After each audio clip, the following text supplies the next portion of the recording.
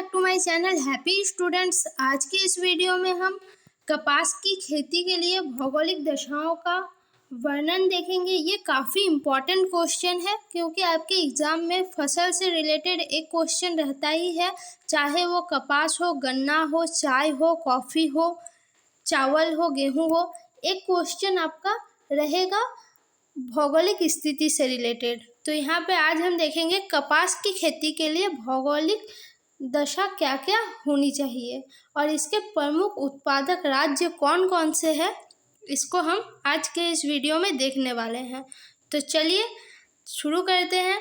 कपास उत्पादन में भारत का विश्व में दूसरा स्थान आता है। कपास उत्पादन जो है वो भारत का कितना स्थान में आता है? विश्व में दूसरा स्थान पर। भारत कपास के पौधों का मूल स्थान माना जाता है। दक्कन के पठार के क्षेत्र में कपास का मुख्य उत्पादन किया जाता है। ठीक है, विश्व में कपास उत्पादन में भारत की स्थिति दूसरी है और यहाँ पे भारत में जो कपास का पौधा मूल रूप से उगाया जाता है वो दक्कन का पठार क्षेत्र में अधिक कपास का उत्पादन होता है। अब हम देखेंगे कपास के उत्पादन के लिए क्या क्या भौगोलिक दशाएं होनी चाहिए। तो इसमें पहला जो आता है वो है मृदा यानी मिट्टी। किसी भी फसल के लिए जो सबसे महत्वपूर्ण जो पदार्थ है वो होता है उस जगह की मृदा या फिर मिट्टी। कपास के उत्पादन के लिए जलोढ़ मिट्टी या काली मिट्टी उपयुक्त होती है। कपास की जो उत्पादन होती है उसके लिए जलोढ़ मिट्टी या फिर काली मिट्टी को सबसे उपयुक्त माना जाता है। इस मिट्टी में सिंचाई की आवश्यकता नहीं या बहुत कम होती है क्योंकि यह मिट्टी बहुत ही उपजाऊ होती है। यह मिट्टी क्यों आवश्यक है? क्योंकि इसमें सिंचाई की उतनी ज़रूरत नहीं पड़ती या फिर सिंचाई की ज़रूरत पड़ती भी है तो बहुत कम मात्रा में लगता है सिंचाई के लिए पानी, क्योंकि यह मिट्टी क्या होता है बहुत उपजाऊ होता है और इसमें जल धारण की क्षमता भी अच्छी होती है। दूसरा जो पॉइंट है वो है जलवायु। कपास उत्पादन के लिए उष्ण या समशीतोष्ण जलवायु जिसमें ग्रीष्मकालीन तापमान 25 डिग्री सेल्सियस और 50 सेमी से 100 सेमी वर्षा हो या सिंचाई की सुविधा उपलब्ध हो। फसल तैयार होते समय खुला मौसम आवश्यक है। अब जलवायु में क्या है?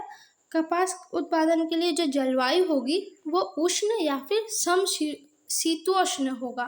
ठीक है, और जो ग्रीष्मकालीन तापमान रहेगा वो 25 डिग्री सेल्सियस और जो वर्षा होगी वो 50 सेमी से 100 सेमी या फिर उस जगह पे सिंचाई के लिए व्यवस्था होनी चाहिए। जब फसल तैयार हो जाता है, ठीक है, तब मौसम क्या होना चाहिए? खुला मौसम होना चाहिए यानी फिर धूप होना चाहिए। तब अगर पानी गिरेगा तो नहीं होगा क्योंकि उससे क्या होगा? कपास खराब हो जाएगा। श्रमिकों की आवश्यकता, उसके बाद आता है श्रमिकों की आवश्यकता, क्योंकि कोई भी खेती में काम श्रमिक ही करते हैं।